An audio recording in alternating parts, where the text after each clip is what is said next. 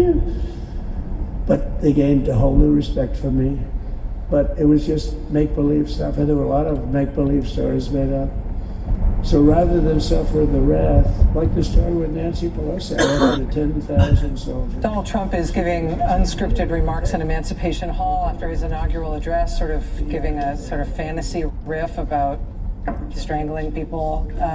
On the right side of your screen, former President Biden and First Lady Jill Biden are addressing their family and staff and friends at a hangar at Joint Base Andrews. Let's dip in there for a moment. As you heard me say before, no president gets to choose the moment they enter history, but they get to choose the team they did enter history with. And we chose the best damn team in the world. You are. No, it's because of you. I mean this sincere from the bottom of my heart. Because of you, we got so much done for all Americans. I look down there, my Secretary of State, Tony Blinken, achieved only by his wife and working reverse. But look, I only hope to look back on these years, hope you look back on them. The same pride I have of all you've done. And I'm proud of it that you did it upholding the core values. Honesty, decency, and integrity. I mean, no scandal. I mean, it's incredible what you did. And to represent the best of who we are as Americans, that's not a joke. That's real.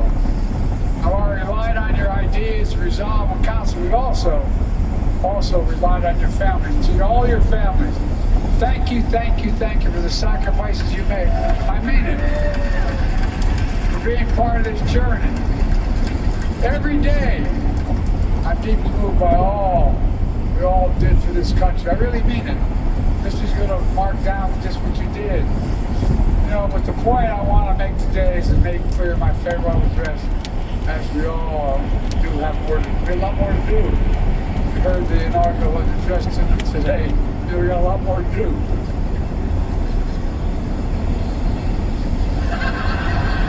I know from many years of experience, they're up and down, but we have to stay with it. My dad taught me the measure of a person, you heard me say it before, is how quickly they get back up when they get knocked down. That's what we have to do right now. Well, we've always done our best as Americans. We never give up. Never. We're leaving office. We're not leaving the fight. You're smart. You're skilled. You're passionate. The country needs you again. So all you can, stay engaged in all the ways you can. Whether it's in public service, the private sector, philanthropy, academia, running for office yourself, or anything else you choose to do. I give you my word, we believe in you. We, Jill and I, our family, believe in you. Just as I've said, how the laws we enact for those seasons are going to grow and bloom for decades to come.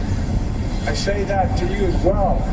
I have no doubt you'll make this experience and take the friendship you made to continue to do amazing things in the decades to come. That's why I see a future. All of them leading the way by you all. You know, so take some time to decompress, reconnect with your friends, spend more time with your family, but most of all, take care of yourselves and each other. I mean it. Let me close where I began. My sincere gratitude, and I really mean it from the bottom of my heart. I've been doing this for 50 years, and the best group of people. Hard to say. It's been the honor of my life to serve as your president. And I tell you what, greater honor is being able to serve with all of you. You're incredible. You really are. You really are. Mark my words. History's going to judge what you've done as one of the most significant contributions that's been made by all of America. Look, folks, you know, let me close that poem you heard me quote before. Seamus Haney wrote, "Once in a lifetime, the long-form tidal wave of justice will rise up with hope and mystery rhyme. You made it rhyme louder than it's rhymed in a long time." I really mean it.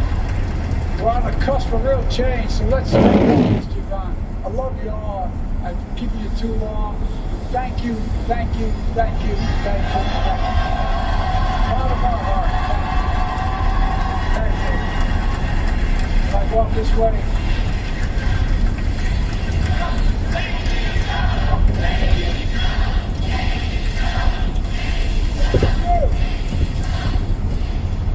Chants of thank you, Joe, staff and friends and family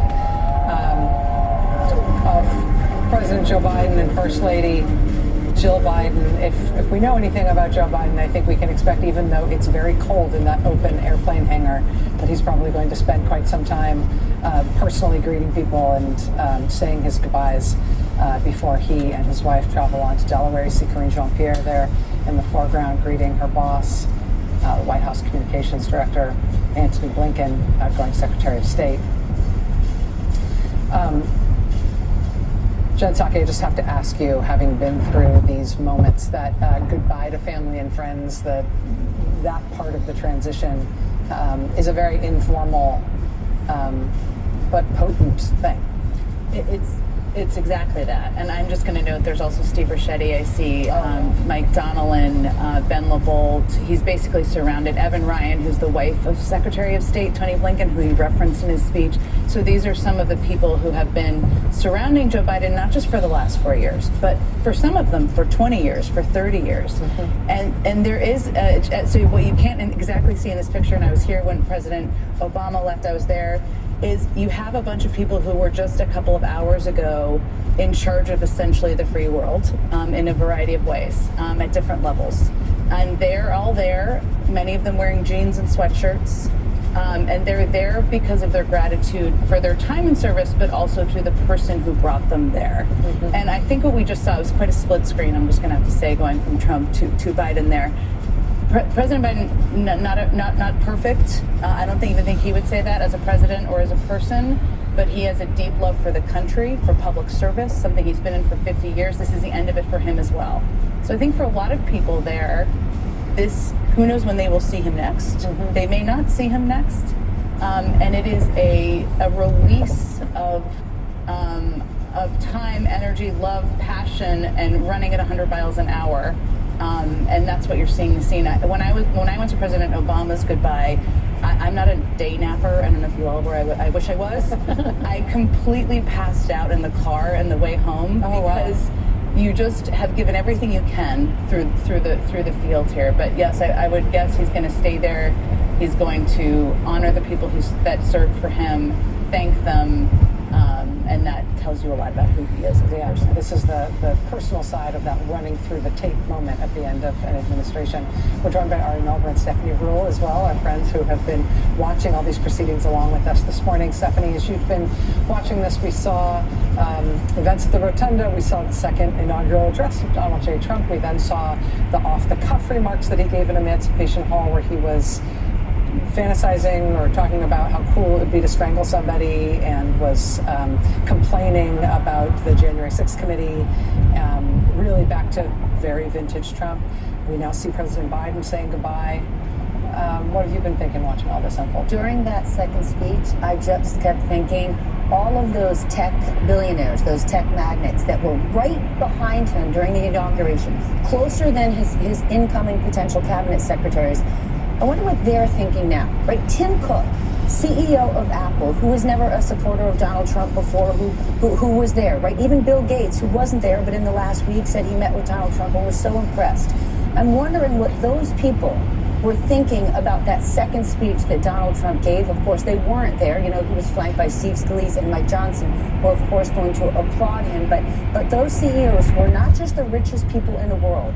They're not just typical CEOs. They're not running, Halliburton or Exxon or even Walmart. These are the people that run the biggest communications outlets in the world.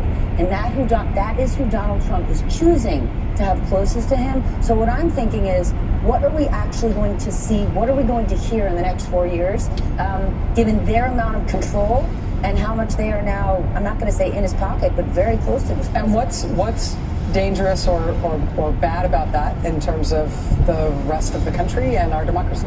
Just pick one thing. Artificial intelligence is going to change almost every element of our daily lives in the next 5 to 10 years. Donald Trump has never had a position on something like this. And now these people who have huge interest, right? Sam Altman was there. Obviously, Elon Musk was there. Jeff Bezos. They're going to have a direct line into this president. And so remember, tomorrow marks 15 years since the Citizens United decision. What we need to pay attention to in the next 4 years, whose interests is this administration working for? Is it the American people? Remember, Donald Trump wants to take control of the Panama Canal because of China control, yet he's bringing the TikTok CEO and that company back. TikTok, a Chinese-owned company. All right. Well, on days like today, we think of what is and not what might be. There'll be many days to talk about what might be. I think what is, what we just witnessed, is the return of Donald Trump as much more of the establishment. When he came in 2016, he was the disruptor. He came in with fewer votes and a Republican Party that was still trying to figure this out.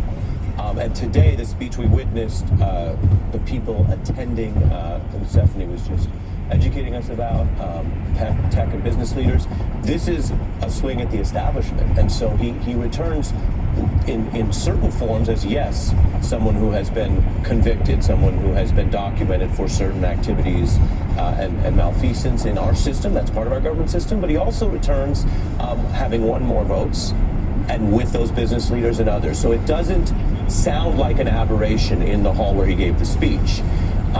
I do think over time people will have to assess the campaign promises, the agenda that is for the public versus himself. And so ultimately, if this was an election about the price of eggs and post-COVID adjustments and concerns about your life, and what you get in return is we're renaming the Gulf of Mexico, or we're personally profiting off cryptocurrency at the elite level, then the public and what I'm calling what might be will play out over time. But I was really struck by, in the visual that actually matched where the political economy and business class is, was him returning not as an aberration. Yeah. Let's go to Claire McCaskill, former United States Senator Claire McCaskill, who has not only been watching these proceedings unfold along with us today, she's been in touch with some of her former colleagues and friends who were there at the proceedings, including in the rotunda. Claire, what have you been seeing and what have you been hearing? Well, I think a really important point to make and underline it and put an exclamation point behind it is that in Washington, most of my former colleagues know full well this had nothing to do with the weather. It was in the 20s, but it's been in the 20s before. I, along with others who've talked about it, set out in a very cold inaugural in January of 2009. This really was about Trump wanting to control the image, maybe worried about his hair, but really worried about crowd size and whether or not the crowd size would be big enough with the cold weather to support the ego that he has behind that particular metric. So, what everyone was talking about, one text I got from a senator said, unifying my bleep, and I'm not saying the word. Another one said, same song, different verse. Another one said, low energy and 100% political. But the overriding theme from everybody I've talked to is how he disrespected the MAGA crowd. The MAGA crowd is stuck over in an arena and there's only 20,000 people that could even fit in there. And the rest of them came to town and spent a lot of money. And frankly, he didn't really care about them. He put the billionaires before his cabinet on the dais. And that's what everybody was astounded by, that there seemed to be no, and even in the second rambling speech he gave down in the visitor center, those people in that room weren't the MAGA faithful. They were donors. They were wives of congressmen. They were spouses of congresswomen. They were not what you'd see at a rally. I think the reporters that are on site would confirm that. So he really thought about the people who put him there. He thought about, what can you do for me now? The MAGA faithful got him there, but now the people who could do something for him are those folks that are sitting right behind his family on the dais. And that's the people that control the algorithms and social media around the globe. Claire, I have to tell you, the speech in Emancipation Hall is still going. Of course it is.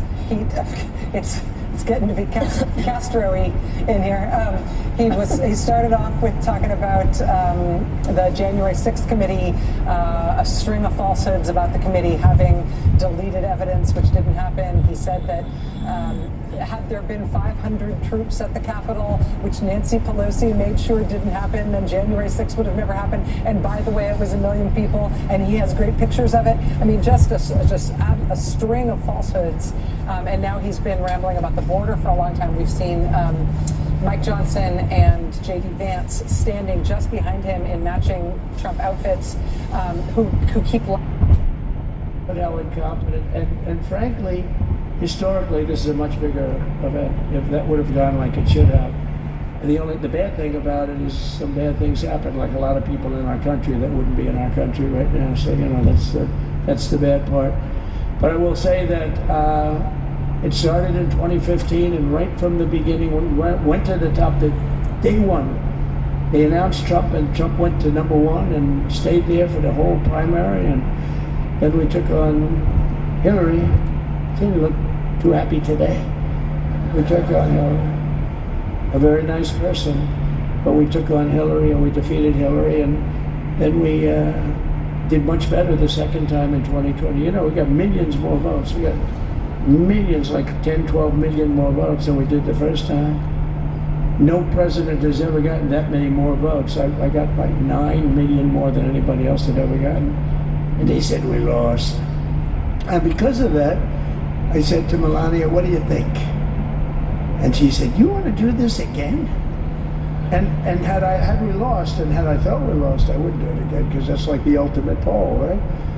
But I knew how well we did, and this time we made it too big to rig. It was so big. They tried like hell. They tried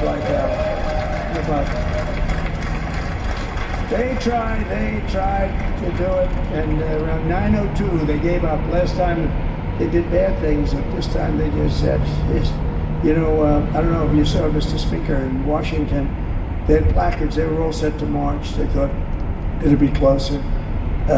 A gentleman asked me, a very respected gentleman asked me yesterday, how come the polls were so low? They showed you winning, but not in a landslide. I said, because people that are true Trumpers are so angry at the whole polling system and at the writers, the fake news, that they don't want to talk to anybody. So when you call somebody from Trump, who are you voting for? They say, it's none of your business. I'm not telling you. And that was probably 40% of the people they called. So they would discard that one, and they didn't show that. And then when the election happened, the vote came, and it was much different, much higher than, we're going to win, but they really thought, they couldn't believe it. The one man said, it was so much higher. We won all 7 swing states. We won the popular vote by millions of votes, which is hard for a Republican. I'll tell you who came through. The unions came through. The auto workers were great. The Teamsters were great. The firemen were great. I think almost every union was great. The only one that weren't great, although Sean was great, and the Teamsters, Sean O'Brien, the head of the Teamsters, was fantastic.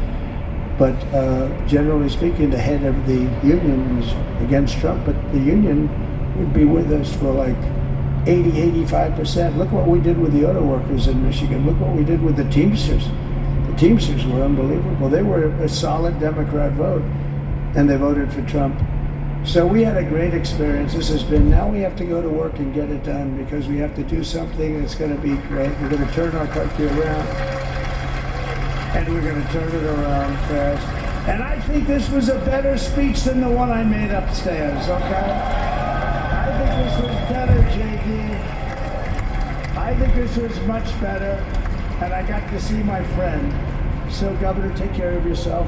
You call me, we'll start working. You know what that means with him? He's going to be calling me tomorrow morning at about 6. And I said, how about next week? You call me and we're going to get it started real fast. We'll really help you a lot. You've done a fantastic job. Protecting something it's not supposed to be for the states. And amazing job you've done. Thank you very much. And I want to thank everybody. And I have a First Lady who's been incredible. Always super.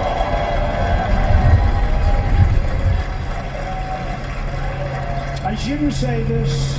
I'm going to get hell when I say this, but her feet are absolutely aching, you know, those heels. And we thought we were leaving, we were going home. Sir, would you be able to go down and say hello to some of your other fans that are here? I said, oh, I didn't know that. Wow. Did you get to see pretty clearly the picture, I hope? Good. That's good. But because she wouldn't want to make the same speech again, right? But she said, darling, I love you so much, but my feet are killing me. I said, honey, let me just see how far it is. I asked the person.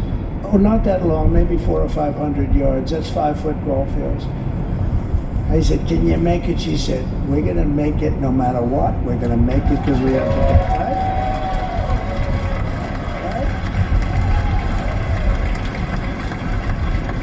And then we went out to the helicopter though, just prior to this and said goodbye. And it's a custom, and the wind is blowing like crazy. And with the hat that she's wearing, she almost blew away. We almost lost her. She was being elevated off the ground. She almost blew away. No, so we all appreciate it because you've been a great first lady, a beautiful and a great first lady, and they love our first lady. You know, JD, whenever I make a speech, I see hundreds of times, we love our first lady, we love, and they do, and they should. She's great. So I just want to thank you very much. I just want to thank everybody. And I felt that, I said to JD, should we give him the A treatment, the B treatment, the C, the D, or the F? You know what the F is? Hello, everybody. Thank you for being here. Bye-bye. I gave you the A+ treatment. Thank you. Thank you all. Thank you, Governor. Thank you all very much. Appreciate it. President Donald Trump unplugged.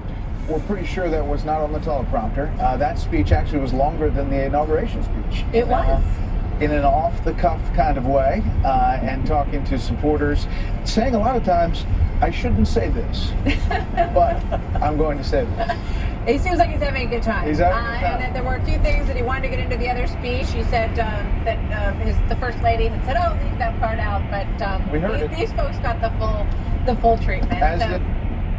Was leaving office and during similar times during his presidency, and now here we are again at the same spot along the border where you heard President Trump mention ending catch and release. That was a euphemism for the family separation policy. And here in Otay Mesa, this is the location of where the namesake of that lawsuit that stopped the policy, Miss L, was separated at the port of entry here.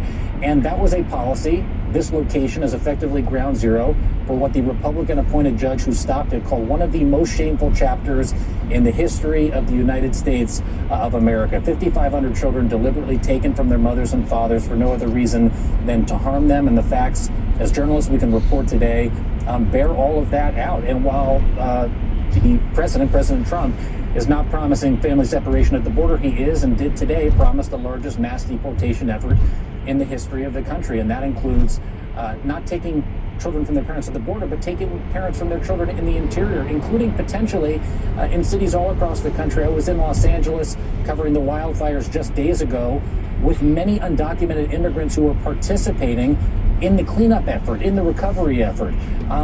Where is this all going to play out? How is it going to play out? He has said he's going to deploy the military to the border and enact federal task forces to go into the interior to work with local law enforcement to deport more people than Dwight D. Eisenhower, an operation that deported over 1 million Mexicans and some Mexican Americans with a name so racist that I'm not going to say it right now on television. That is the stated goal of this incoming administration. You heard it there in the Capitol in Washington, D.C., and we are watching for the effects of it down here on the border right now, Rachel. Jacob, let me just underscore one news point that you just made there, which is about the disappearance, the cancellation of the CBP-1 app, the Customs and Border Protection app. The purpose of that, if I'm correct, and correct me if I'm wrong, was just to give people a way to make appointments with Customs and Border Protection, essentially to try to rationalize and just make slightly more orderly our famously very disorderly immigration system. That is the app that has been canceled, that has disappeared as of today.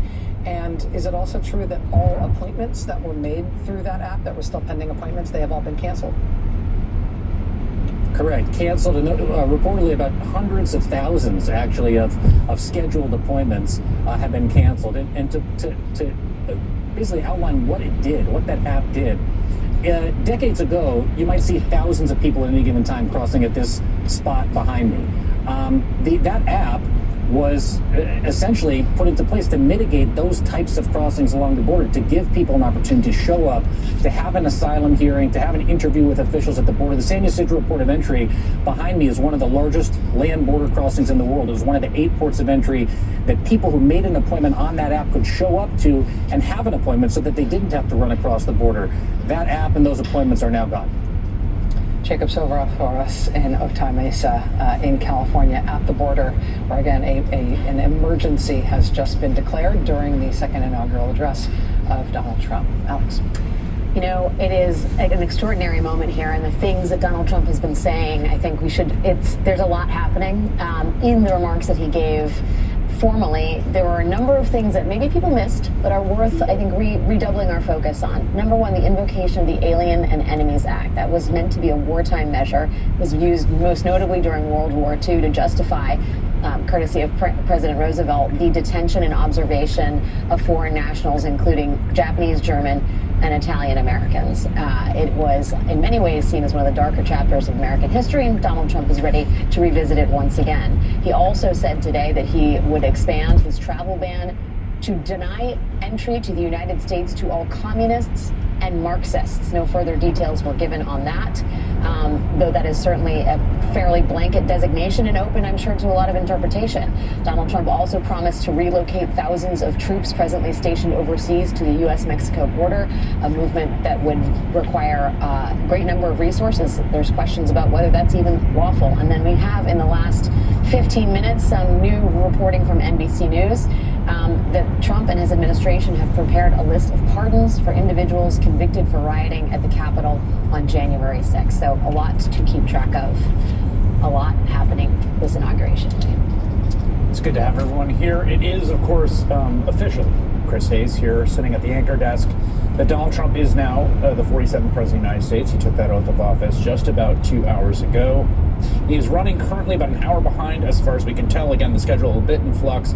He, of course, just finished speaking to supporters at Emancipation Hall, where he gave essentially the speech he wanted to give. That was essentially the premise of his remarks, that he couldn't talk about a lot of things at his first speech, but he was going to give them the real scoop, a lot of it about the January 6th committee, who he disparaged in sort of traditional fashion.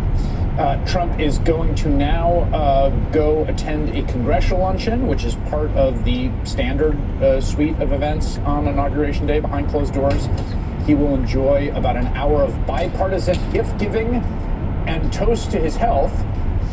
From there, he and Vice President J.D. Vance will be given first honors by a military contingent, and then they will travel to an indoor parade, a phrase I haven't quite encountered before, with supporters of his who were not rich or influential enough to attend the inauguration in person.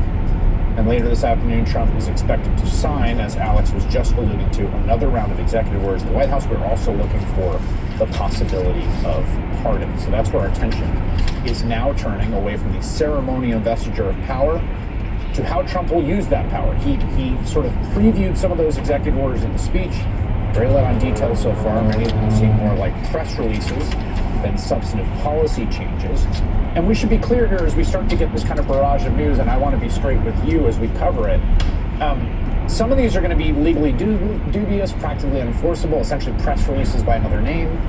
That includes unilaterally claiming an end to the 14th Amendment's bedrock, explicit guarantee of birthright citizenship, asserting that there are only two genders in America, renaming the Gulf of Mexico to Gulf of America, despite the fact the U.S. cannot unilaterally rename international waters. We are now sort of in a little bit of this lull here, Alex, where we're going to see what the actual substance of this is. We've had the pomp, we've had the sort of circumstance, we're getting the sort of tail end of that, and now we're going to start getting into actual text, actual provisions, actual executive orders, and announcements that have some policy heft to them. President Trump was giving remarks, impromptu remarks in the overflow area, and members of Congress, including the Speaker of the House, were on stage with him.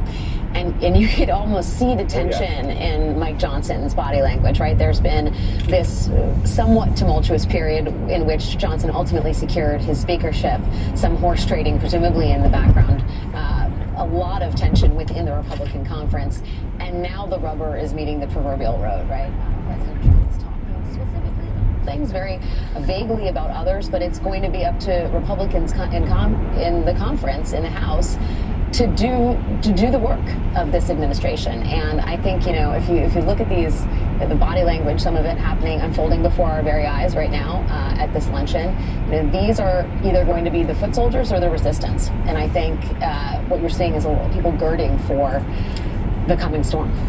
Yes, we should note that there's been mixed reporting on those January 6th pardons. We don't know what's coming. But one of the things that was very clear is that as soon as Trump was away from the teleprompter, away from the prepared remarks, and away from whatever kind of rhetorical guardrails that the people around him, the staff, Susie Wiles and those, tried to put on him, the first thing he did, the very first thing, was talk about the January 6th committee, talk about how he wanted to go after them, but the pardons that were preemptively offered by the outgoing President Joe Biden were a mistake.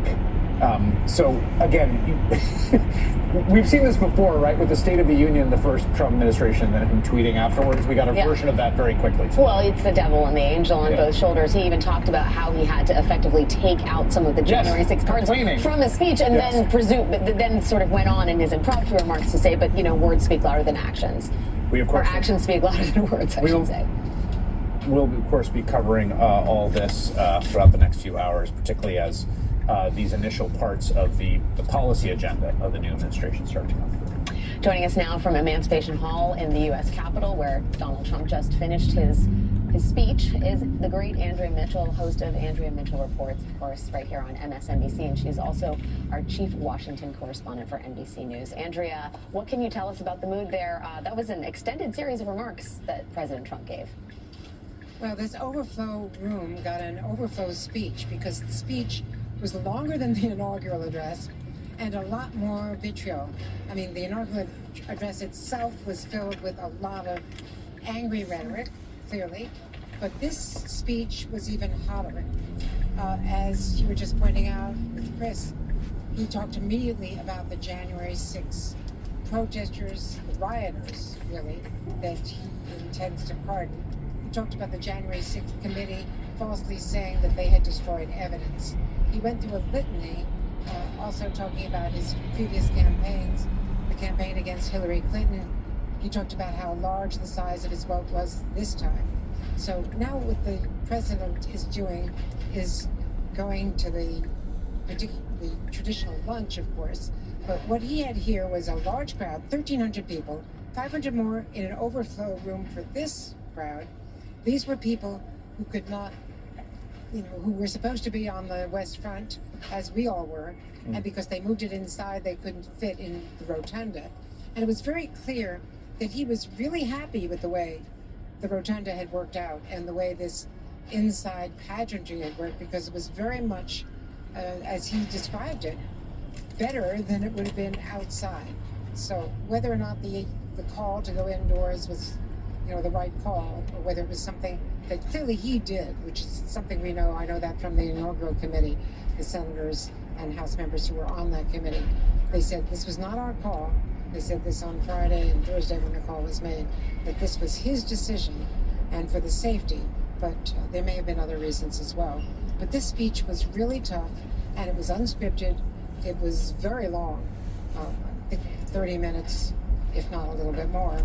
And this was the crowd that he really wanted, not the inaugural address that he gave, which itself, as you know, went a lot further, I should say, than his initial address, which was described as the American Carnage speech, because of the way he described the America that he has now inherited from Joe Biden. The contrast also was, of course, former President Biden at Joint Base Andrews saying goodbye to his staff, some of whom had been with him for 30 or more years, and it was the end. That was the end of his era, as he takes off in the traditional blue and white plane that when the president is on it, but no longer for him, is Air Force One, and goes to South Carolina, Charleston, South Carolina, where, rather goes to California. He was in Charleston yesterday, and he goes to California for a vacation. But this was really a tough speech, guys, and I think this is setting the tone for what is going to happen, in particular talking about the wall and the border. And there are going to be a lot of legal challenges, as Eve already pointed out, challenges to the executive orders, but for now they are in place. And unless some court intervenes and issues an injunction, these are the orders that we're going to be living under while they get litigated. All right. Chris? Andrea Mitchell Alex? there at the site of the second of the two speeches, perhaps the more sort of authentic one, I think Andrea rightly points out. I want to bring in our panel, the host of the weekend here on MSNBC, Simone Sanders-Townsend, Alicia Menendez, and Michael Steele. Michael, your thoughts on the two speeches we've gotten, which honestly seem to me to sort of stand on equal footing. In fact, the latter might be a more honest expression of the vision. Aside from getting quoted in the inaugural speech with Drill Baby Drill. We were having a debate about that. Is that your contribution to American 2008 lexicon convention, forevermore? yes. I came up with that at 2 a.m. in the morning because I got to a point in my speech where I had to make a transition. I couldn't quite figure out how to do it. And after a few conversations with a gentleman named Jim Beam, I came up with Drill Baby Drill. And here we are. There you go. But what you saw was the forward-facing of the incoming administration that Susie Wiles wanted to present to the country during the inaugural speech. What you saw after that is what you're going to get. Yes. So I think we need to be honest about that and stop pretending that what you saw in the hall is this incoming administration.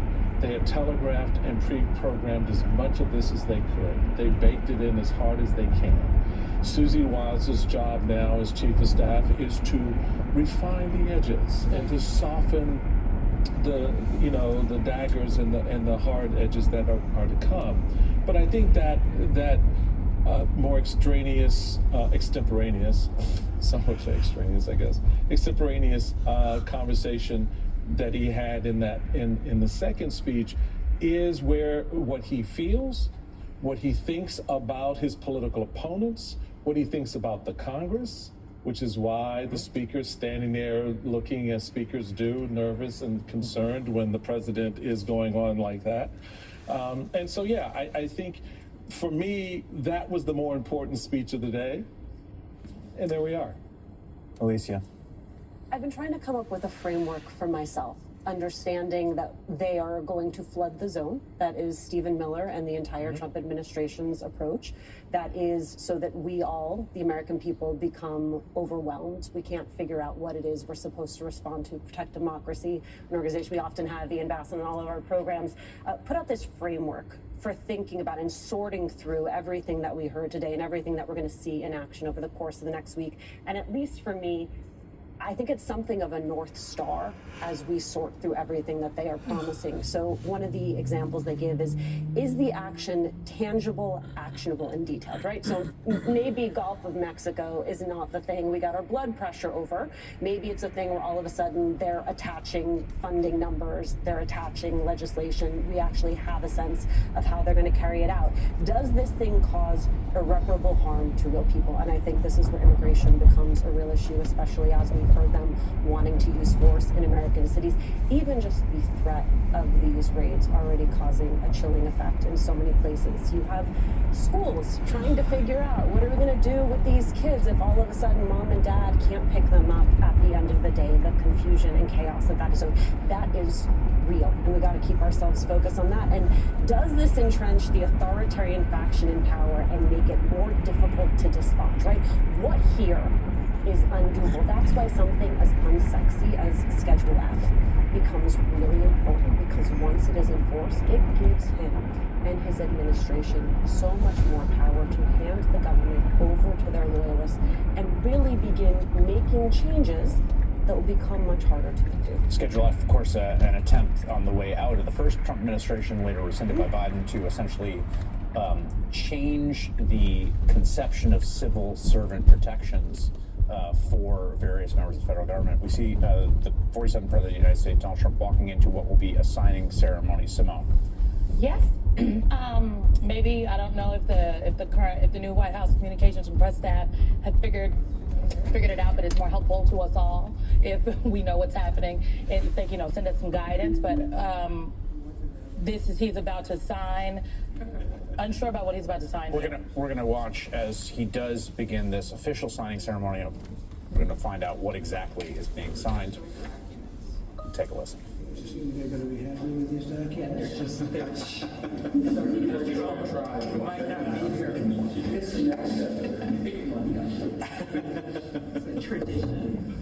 Sir, the first is 22 cabinet and cabinet level appointments for your signature.